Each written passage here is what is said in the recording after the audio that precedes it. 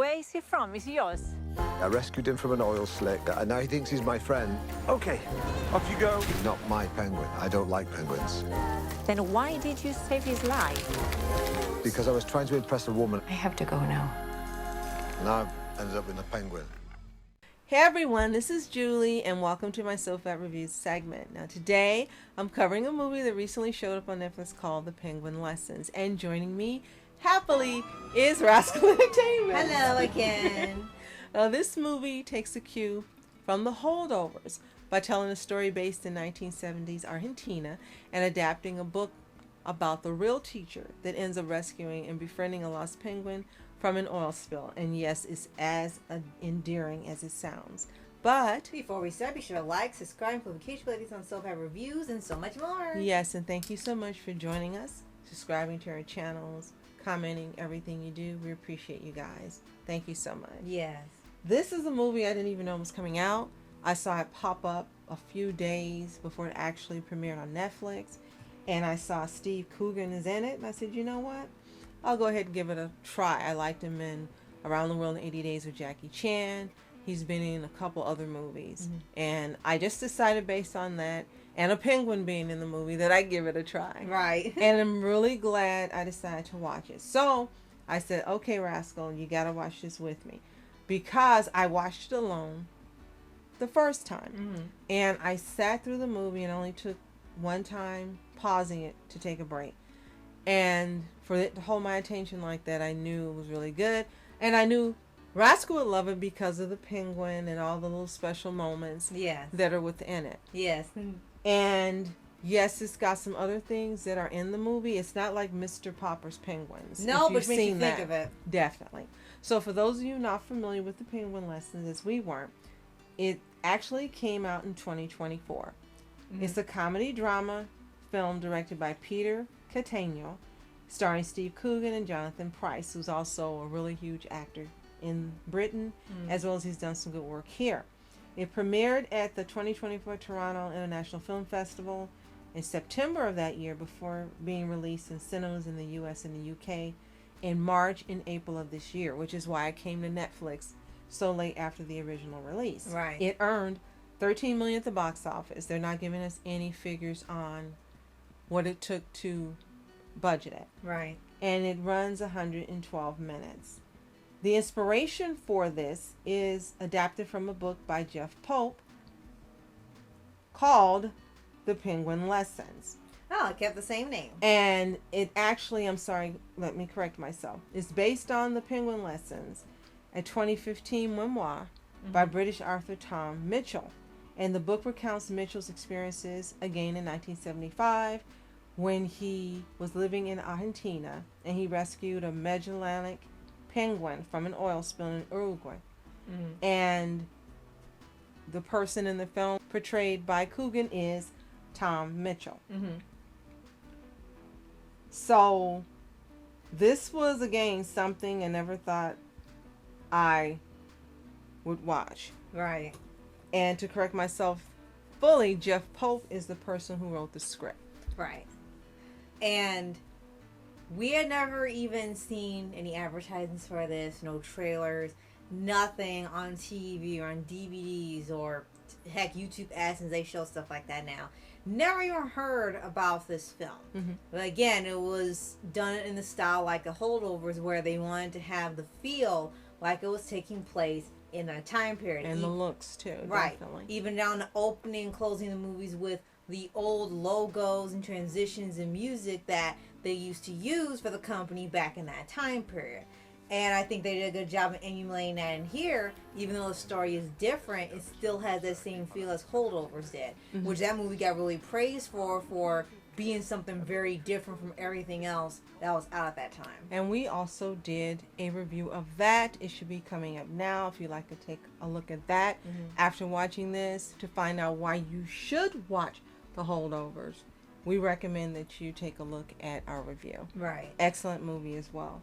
This movie starts off kind of slow, and I don't mean slow in a way where you want to turn it off. You get introduced to Michell, and he just arrives at the university that he's going to be teaching at. It's St. George's College, I'm sorry. it is an exclusive boys' school in Argentina. Right. And he's going there to teach English and coach rugby. He didn't expect to coach rugby, but they told him you want a teaching job. For English, you got to do that too. They got 2 jobs. So he says, do you know much about it? Not much. Okay. And then he ended up doing both. Sounds like DC. So part of what is in this film is also information about the protests and activists around the 1976 Argentine coup d'etat. And that is a big part of the film.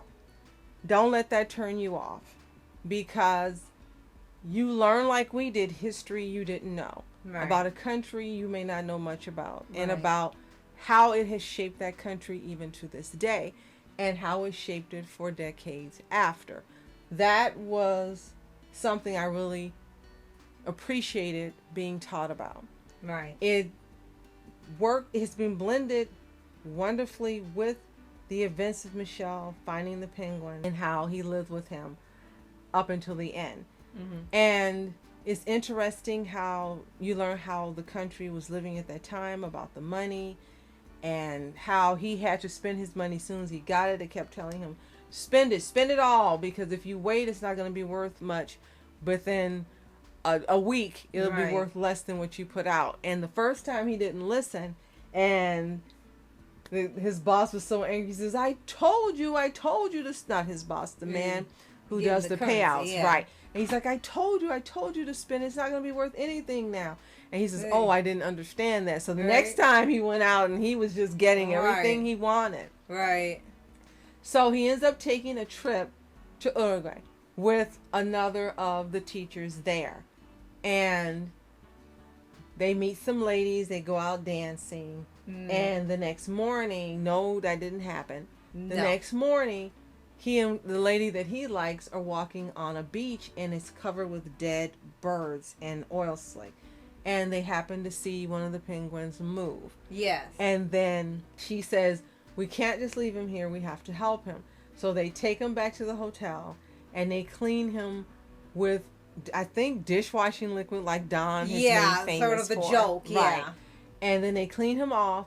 And what I love is that it looks like a live bird was used the entire time. Just about, yeah. And it was absolutely wonderful. The penguin, I don't know how, but the penguin just gets your attention. You end up loving the penguin. You end up just looking forward to the scenes that he's going to be in. Right. And so she leaves and he leaves, and he tries to release the penguin, but he won't leave. That's probably the funniest part of the whole movie. Yeah. I'm supposed to take care of him, clean him up, release him back into the sea like you see on the commercials. And he leaves him there. He walks away, and he starts following him. He puts him back. He walks away. He starts following him. Then he just decides to throw him straight into the ocean, and then walks away. And then, like 10 minutes later, he walks around the ocean, walks into the city, and looks for him. Like, he just refuses to go back in the ocean. And he found him. Yes, he really takes his time in the city and finds him, then won't leave. And you kept saying, Pokemon! Pokemon. And he ends up taking him back with him, sneaking him on in a bag, sneaking him into his quarters in a bag so they don't see him. Right. So he has a cleaning lady that comes, and her name's Maria, and she ends up coming with her granddaughter Sophia that time. And then first Maria sees a spot on the carpet. She's like, "What that?" And he says, "It's crap," but he used the S word. Yeah. And she says, "Is it yours?" "No, it's not mine. Right. Obviously, it's not mine." "Where'd it come from?" And they kept asking questions, so he finally had to show them the penguin. And then her granddaughter says, "What's his name?" "What do you mean, what's his name? He has to have a name." She says, "We're going to call him Juan Salvador." They said, "Why? You don't need 2 names." And she said, "Salvador means savior." And that was so telling in the movie, because she named him Juan Salvador, and he ends up being Michelle's savior in a way, when you learn about things that have happened in his life and why he is disillusioned as he is now. And he seems like a very nice man. You can tell that when you're watching the movie. This is a good guy, but you can tell that something in life, or life itself, has gotten him down. Yeah. And he's kind of grumpy. And I like that Sophia really gets along with him. And he Right. likes her. And it's really just an endearing movie. A movie where you learn a whole lot about things that you may not know. Mm-hmm.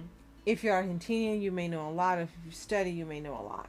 The movie is great, and unfortunately at the end, there is a bittersweet ending to the movie. Unfortunately, yeah. We wished it didn't happen, but unfortunately, this is the way the book ended, so this is the way the movie ended. But it also has a split happy ending based on some events that happened with Maria and Sophia in the movie.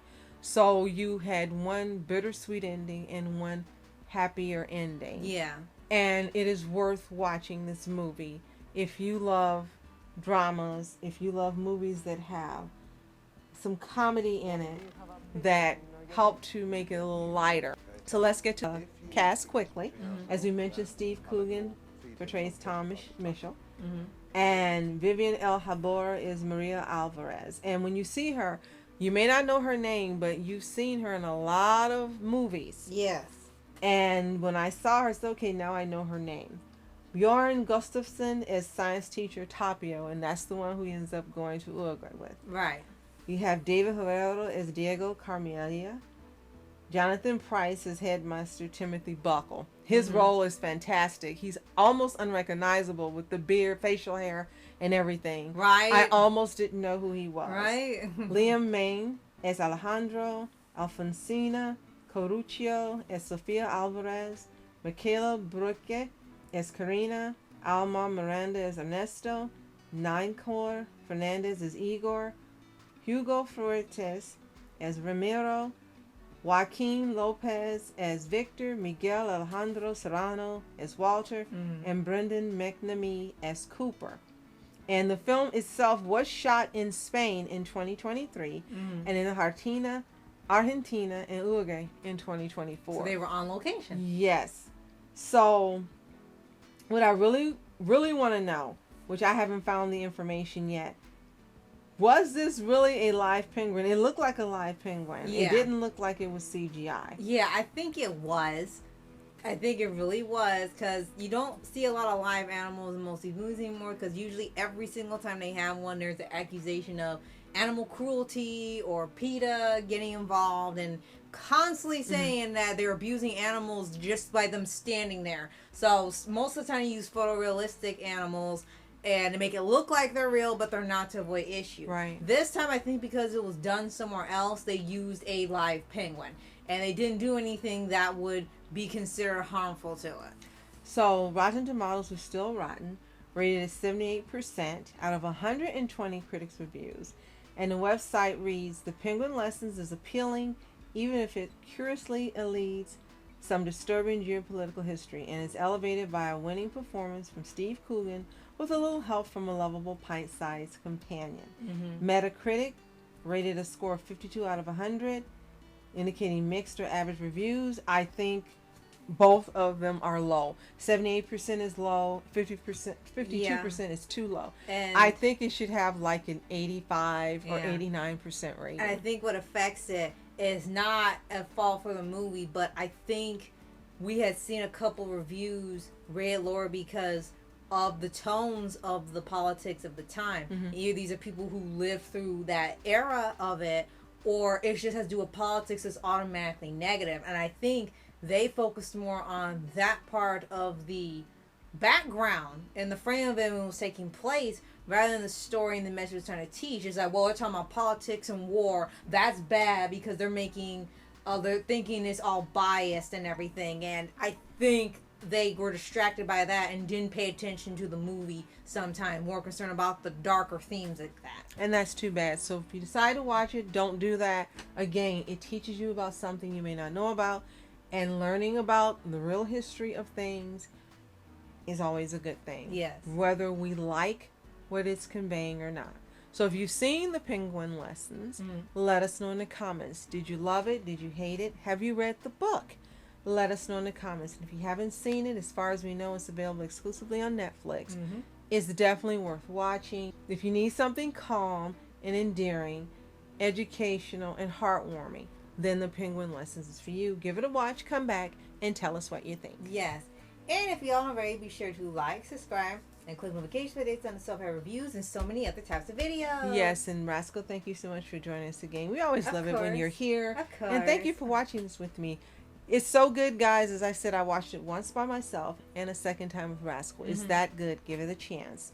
And thank you for joining us today. As always, you are a special. I'm Rascal. I'm Julie. Have a fantastic day. Continue to be happy, healthy, whole, and also one for my specials. Thank you so much. See you next time. He was a head-down sort of fellow. Anything for a quiet life. And what happened to you? I met a penguin.